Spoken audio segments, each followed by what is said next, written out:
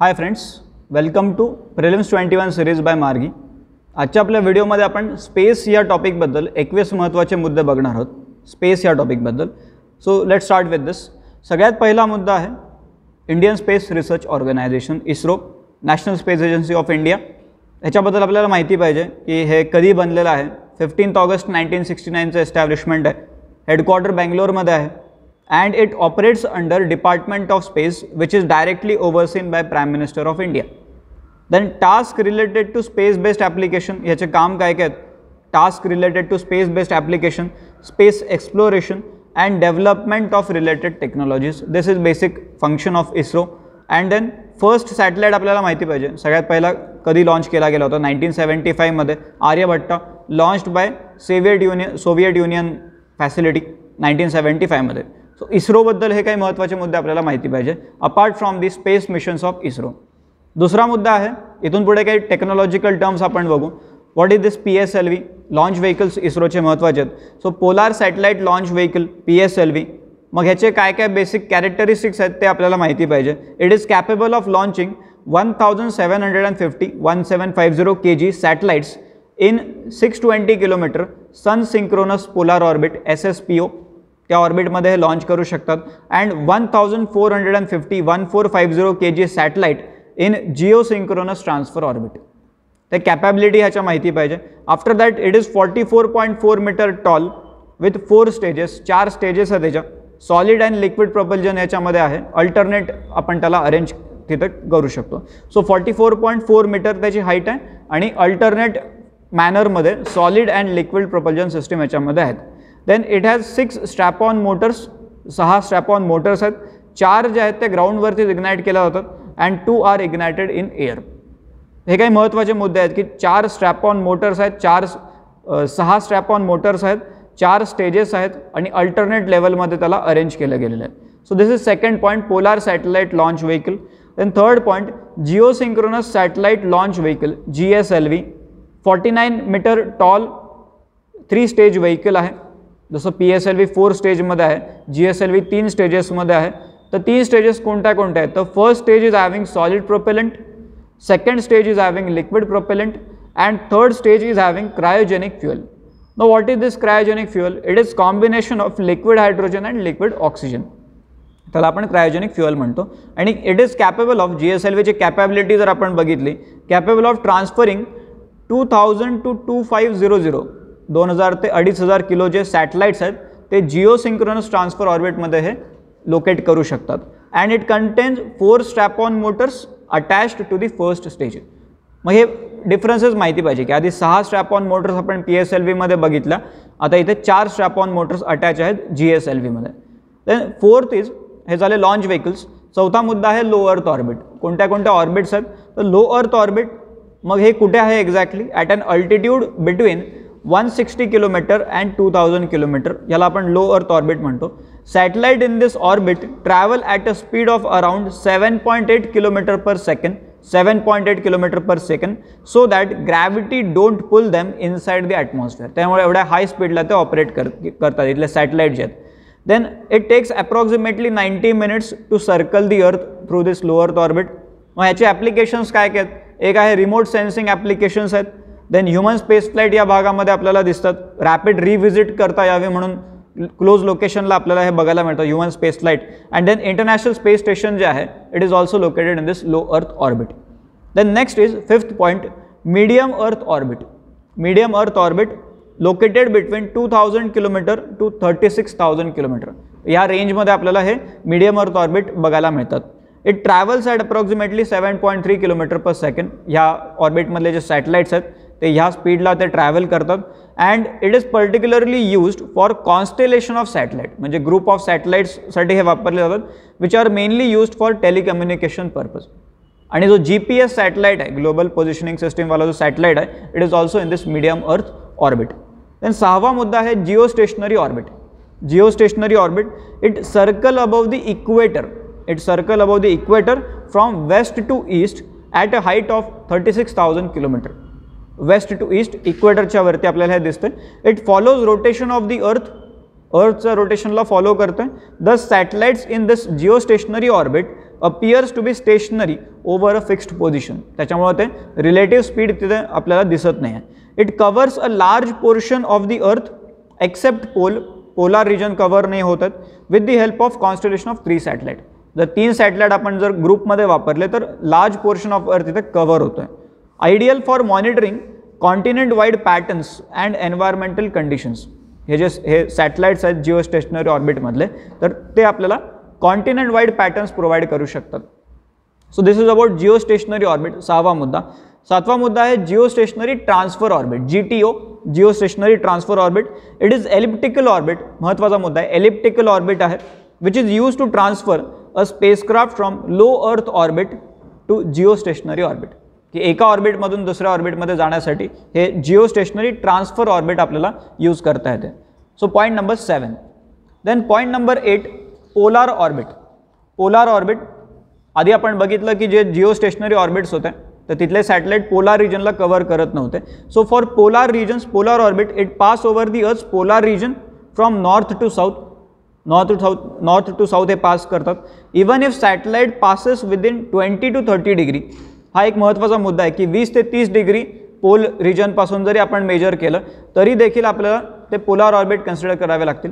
So हा एक महत्त्वाचा मुद्दा आहे की even if satellite passes within 20 to 30 degree from poles, still it is considered as polar orbit. Located between altitude of 200 kilometre to 1000 kilometre. 200 ते 1000 किलोमीटरच्या अल्टिट्यूडपर्यंत आपल्याला दिसतात. And these are also used for earth observation purpose, polar orbits. Then 9th point, graveyard orbit. हे वेगवेगळ्या ऑर्बिट्सला आधी देखील प्रश्न विचारून झालेले आहेत की कोणत्या कोणत्या ऑर्बिट्स आहेत. तर graveyard orbit, also known as junk orbit or disposal orbit. Junk, JUNK, junk orbit किंवा डिस्पोजल ऑर्बिट त्याला म्हणतात. Satellites are moved into this orbit at the end of their operational life.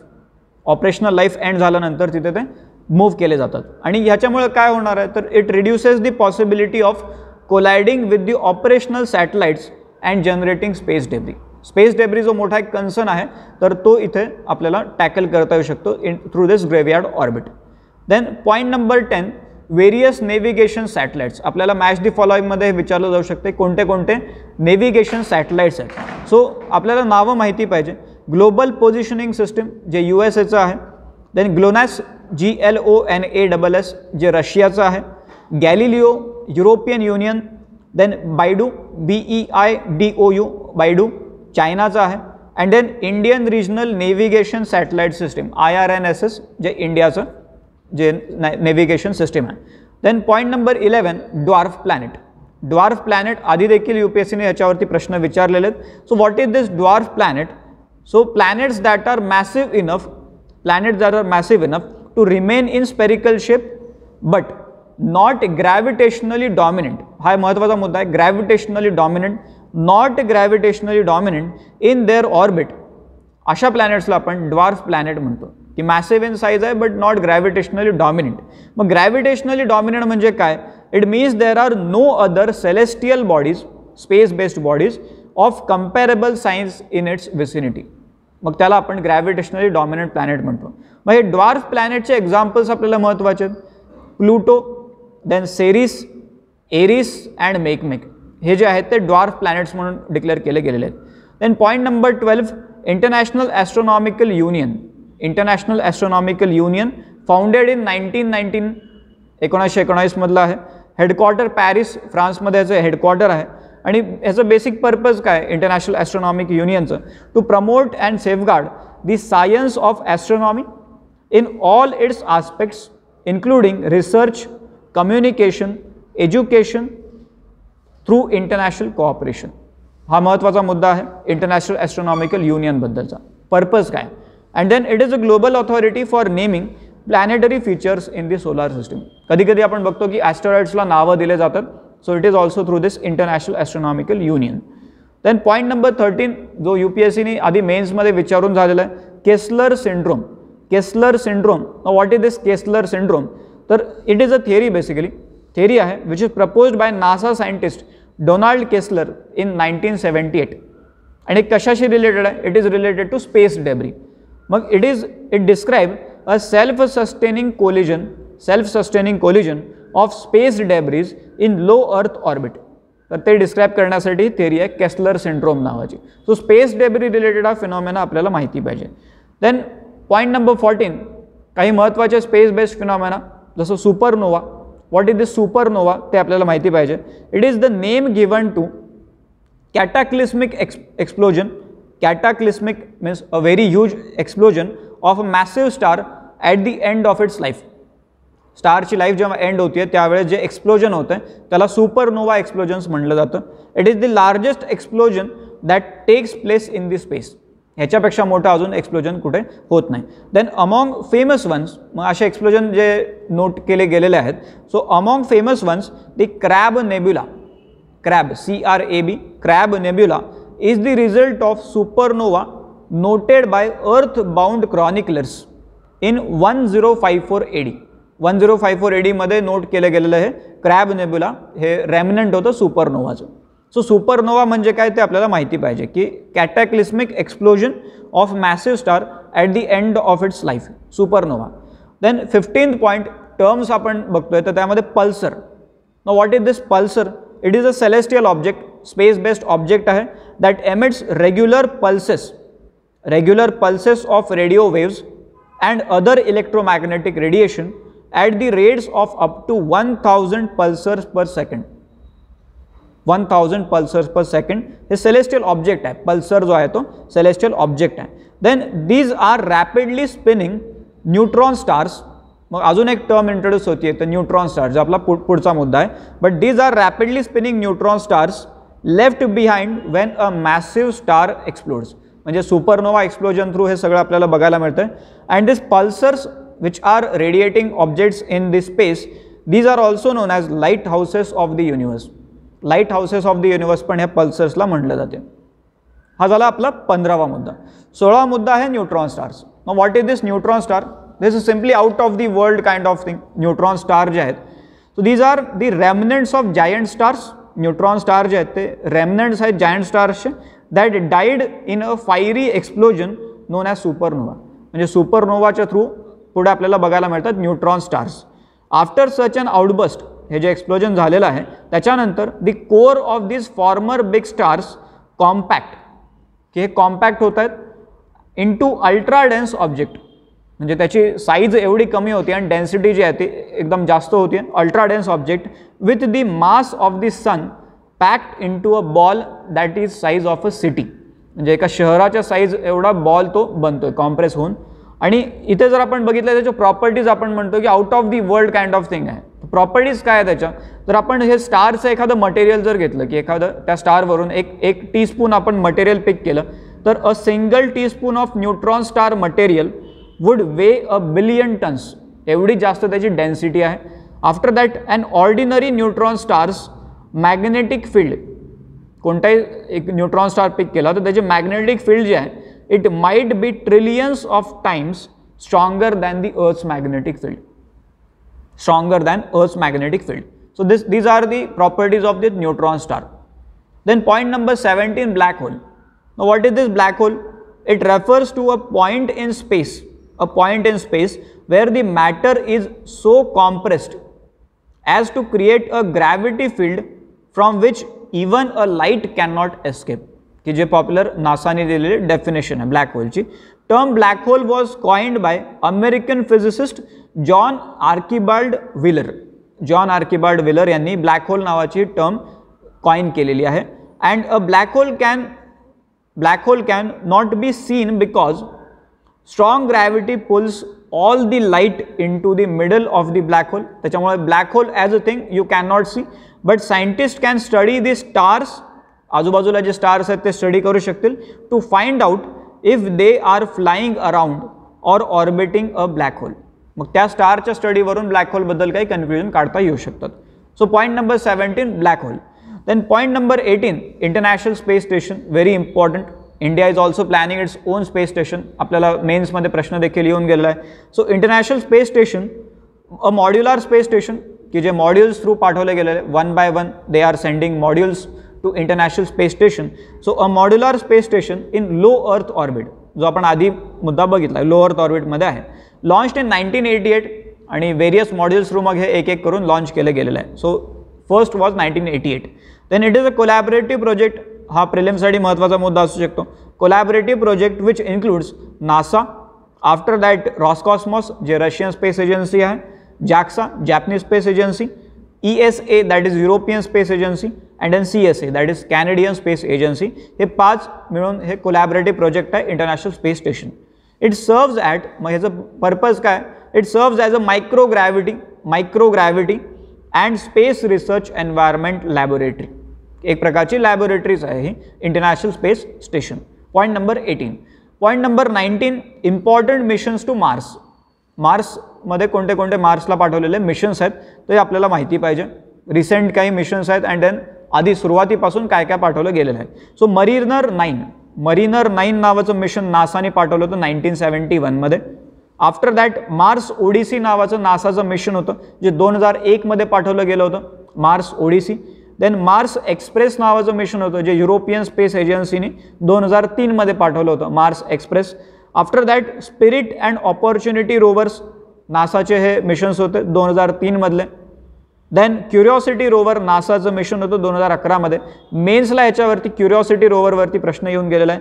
Then Mangalyaan Mars orbiter mission ISRO 2013.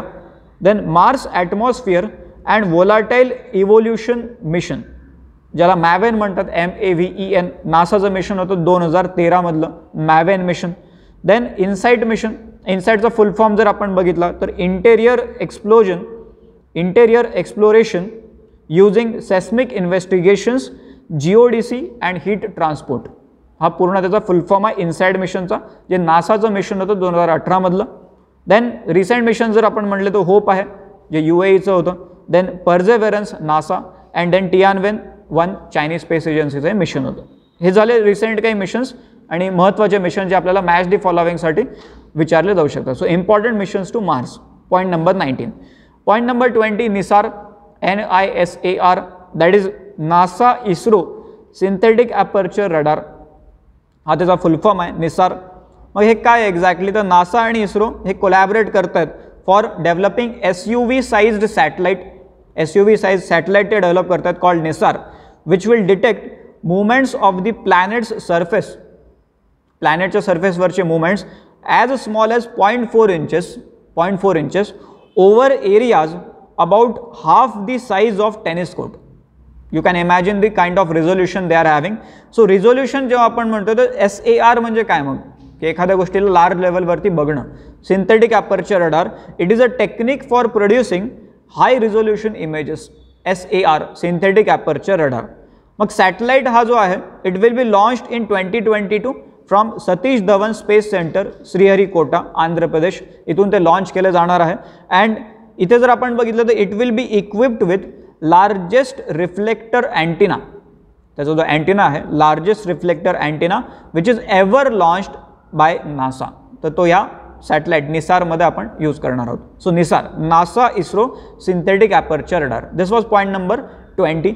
And then point number 21, the last point, point number 21, Indian national space promotion and authorisation centre in space. Indian national space promotion and authorisation centres in space. मग it will act as, मग याचं basic purpose काय, it will act as a single point interface between Indian Space Research Organization and everyone who wants to participate in space related activities. And it is part of reform, basically part of reform to increase private participation in the space sector. त्यासाठी केला गेलेला हा reform आहे.